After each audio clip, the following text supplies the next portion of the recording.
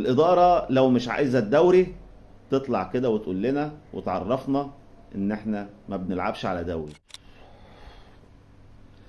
اللي حصل امبارح ده فضيحة بمعنى الكلمة، كارثة بمعنى الكلمة. تعادل نادي الزمالك أمام غزل المحلة ده بيدل على كارثة قادمة لنادي الزمالك. نادي الزمالك مستمر في نزيف النقاط والنادي الأهلي في الصدارة. نادي الزمالك عشان الكل يبقى فاهم باي في الجولة ال11، يعني نادي الزمالك من المركز الأول هيكون في المركز الخامس. ده كمان بقى خد عندك لو الزمالك ضيع نقط بعد كده ممكن نجيب الزمالك يعني من قاع الدوري، هندور عليه مش هنلاقيه، يحصل كده الاسماعيلي. إدارة نايمة في العسل ليه؟ ما تعرفش. مفيش حد بيحاسب، لا جمعية عمومية بتحاسب مجلس إدارة ولا مجلس إدارة بيحاسب لاعبين ولا حتى المدرب. مين اللي بيحكم الزمالك؟ مش فاهمين. مين اللي ليك كلمة في نادي الزمالك؟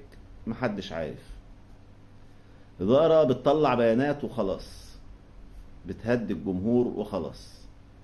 كل أسبوع نادي الزمالك مستمر في نزيف النقاط، كل أسبوع بيضيع فوز أسهل من الأسبوع اللي قبله.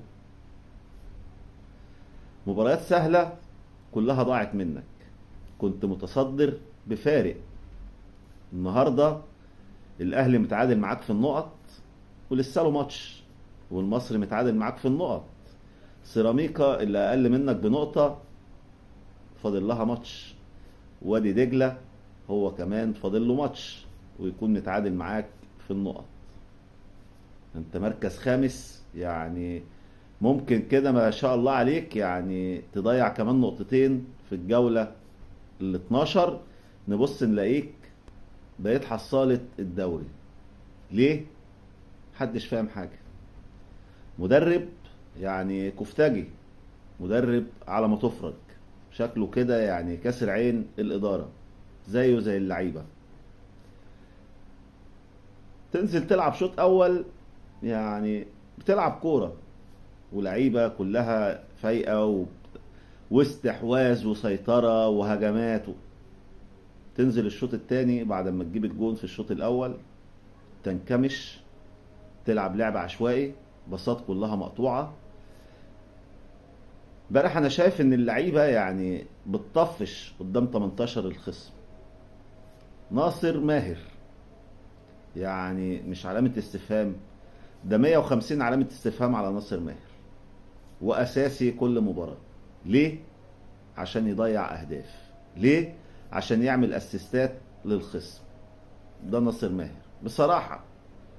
لعيبة ما عندهاش حماس، لعيبة ما بتلعبش بروح، لعيبة مش فاهمة يعني ايه نادي الزمالك. لحد امتى هيحصل كده في نادي الزمالك؟ عايزين توصلوا نادي الزمالك لحد فين؟ الإدارة لو مش عايزة الدوري تطلع كده وتقول لنا وتعرفنا ان احنا ما بنلعبش على دوري، عشان الجمهور يريح دماغه ويفكوا من المروح للمدرجات ويكبر دماغه من نادي الزمالك السنة دي، والكل بقى يشوف مصالحه، ولا تشجيع ولا خرط. انتوا قرفتونا وتعبتونا وحرقتوا دمنا، حرام اللي بيحصل فينا.